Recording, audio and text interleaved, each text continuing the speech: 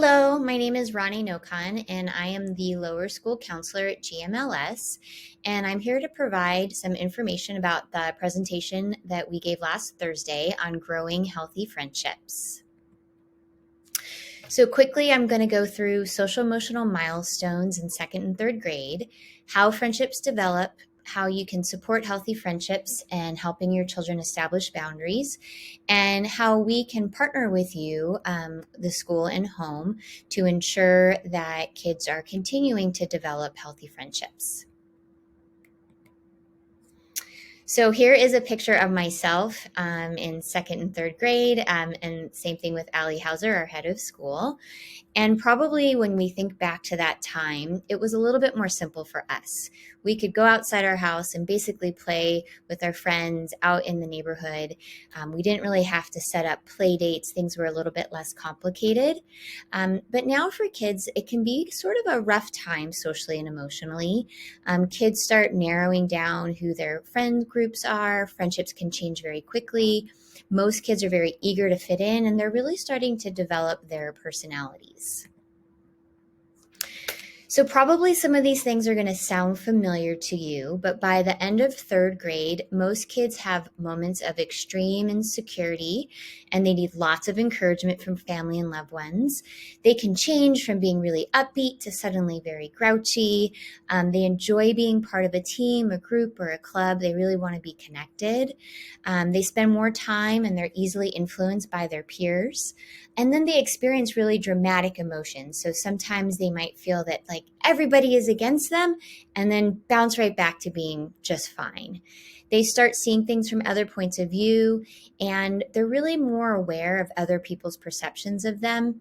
They might start sharing secret jokes with friends. And so by the end of third, we start to see things getting a little bit more complex. So how do friendships develop? So there's really three stages. The first starts with momentary playmates, and that's approximately like ages 3 to 5 years old. It's when friendships are just based on convenience. So if we're out on the playground and you're on the monkey bars and I'm on the monkey bars, then we're friends, and things just rapidly change the next day. And then it kind of changes in stage two, what we call one-way assistance, and that's between like the ages of 5 and 7. And that's when friendship goes beyond what their current activity is, but they still think in very pragmatic terms. So they define friends as those who do nice things for them. They care a lot about friendship, and sometimes they might really put up with a not so nice friend just so they can have that friendship. And then moving on into stage three, that's what we call a two-way fair weather cooperation friendship. So that's approximately ages 6 to 12. So kind of gets us through to the end of elementary school and the beginning of middle school. And that's when they start to really consider their friends' perspectives.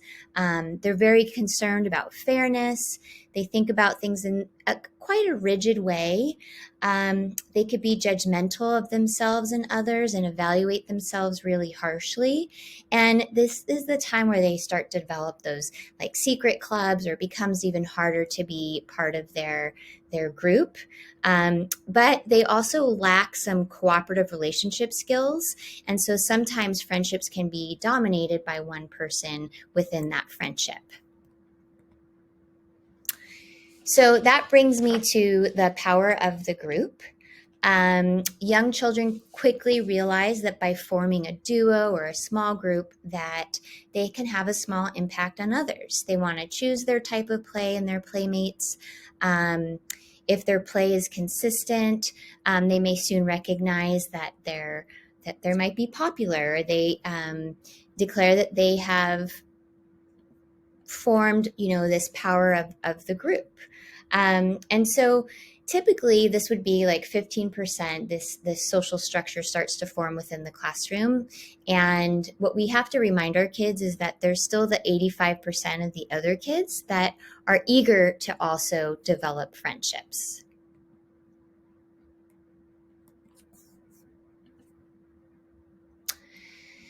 So I recall when I first had this conversation with my own child about what makes a good friend and what kind of friend do I want to be.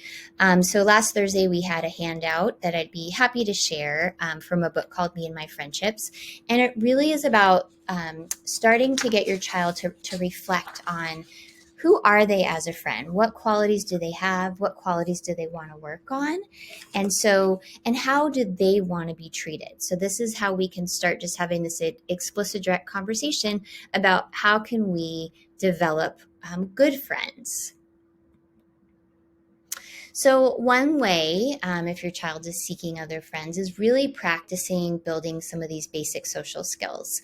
So, listening well is really important. So, repeating back what others say, and that's something you can practice with your child, including others. So, asking them, do you ever notice that someone else is alone? Invite them to play, see what happens, take a little risk.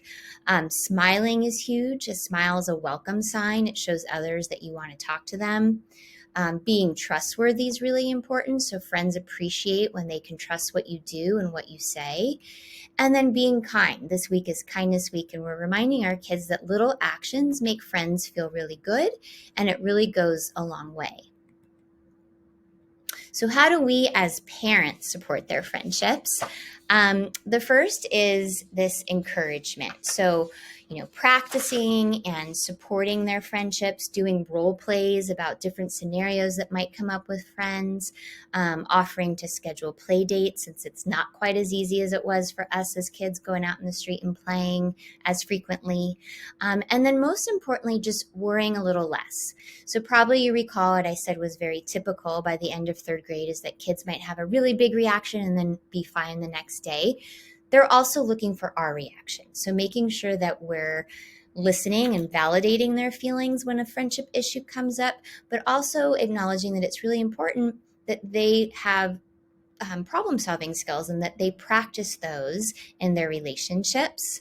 The second area is modeling. So modeling empathy. What does that look like? Helping them practice. How do we know how other people are feeling?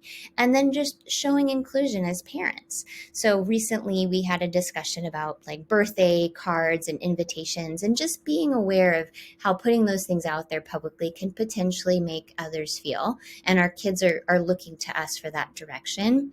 And then finally, accountability. So holding our own children accountable for their behavior. Everyone makes mistakes in friendships, and that's okay. But talking to them, like, what could you have done maybe differently? Avoid gossiping and avoid labeling other children like the villain. Sometimes that's hard for us as parents when we hear about maybe the same child that keeps getting into the same type of issues. But it's important that we acknowledge that we're really just hearing one side to the story and that they're all kids kind of working and developing and growing these skills. Another important piece is helping them define boundaries. So we showed a real short video. I'm not going to do that right now, but letting them understand that there are lines that separate respectful and fun actions from disrespectful and annoying actions. So over the next few weeks, in all of the second and third grade classrooms, I'm going to be helping them define what different boundaries are. So I'm going to go ahead and skip through this slide here. So actually, if you wanted to watch this video, it's called Rethink SEL Grade 3 Boundaries. And you can find this on YouTube. And it kind of gives us this general conversation about what boundaries are, but helping children understand the difference between, for example, somebody making a joke and then when somebody is teasing, and when does it start crossing that boundary? It's when it's starting to make us not feel good about what they're saying or doing.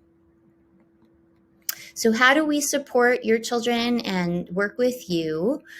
One thing is that we're here to help kids navigate complex relationships. So sometimes issues do come up. We have been teaching kids the difference between small and big problem. And when a problem is small, we're encouraging them to try different strategies. We use what's called Kelso's Wheel or Lion's Choices. And so we encourage them to try 2 strategies when there's possibly a conflict or when someone is being rude or mean.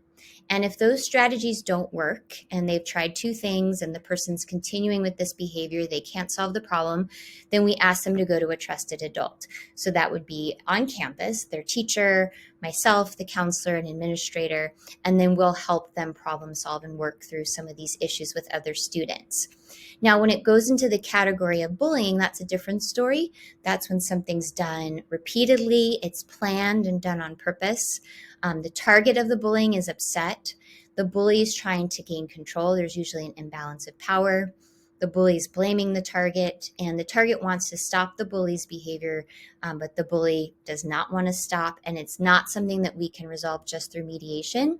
That's when it becomes a disciplinary issue and when an administrator would get involved. It's really helpful that we explain to kids that there is a difference. Sometimes kids like to use that word bullying a lot, but there's a big difference between a conflict. A conflict's between two parties. In every friendship, there's going to be conflict. And we want to give them the skills to be able to navigate and solve those problems.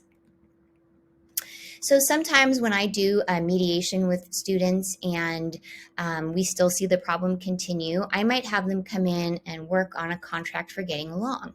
So we remind students that we have two choices here at GMLS. You can be friends or you can be classmates. But being an enemy is not an option. An enemy is someone that tries to hurt the other student. They make fun of them. They stop them from having friends. This is where we're seeing more of that bullying type behavior.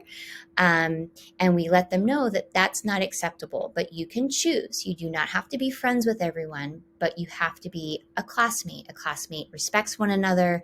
They're not mean to each other. They're polite. They don't talk about each other in a negative way. So we might have them come in and work on this contract together and come to some agreements about how are things going to look moving forward.